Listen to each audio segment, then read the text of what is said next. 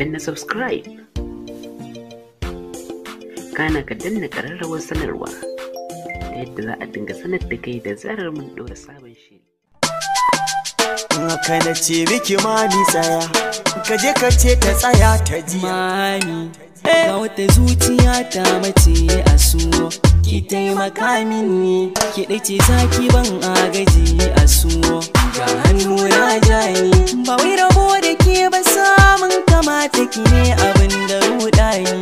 Mami ki zo,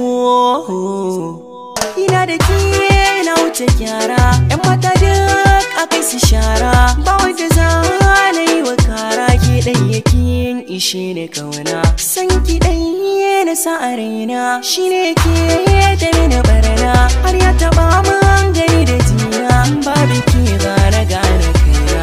Mami yar baiwar yarinya, kyakkyawa mai tarbiyya, da ke so na yi tarayya, yar fulani mai alkunya, da ke nake ta alfahari.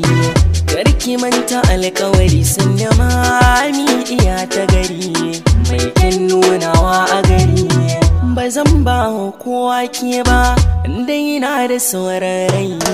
Ba zan bari a kwacen ke ba, inda gangar jikina da kai. Ashe da ke ya gamu, ke rikici har na ga ya damu.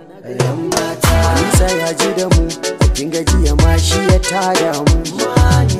Shi maki damu da shi, kada ki sa kyashi, kin tara numfashin hali fa daure ki dan ji da shi. Ki maki ce sai da shi, farin ciki ba shi, kin ga masoyi ne na gaske, gyara zaman ku da shi. Ya ce da ke mai alkunya, kar ki masa jayayya, sai da ke mai alfahari, ga kun daura alkawari. Ki yarda na ba ki gata a so, amince mi yi wa rayuwa ta kauna da so.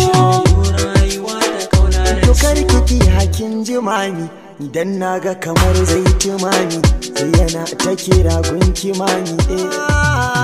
Kin jimami. Danna subscribe,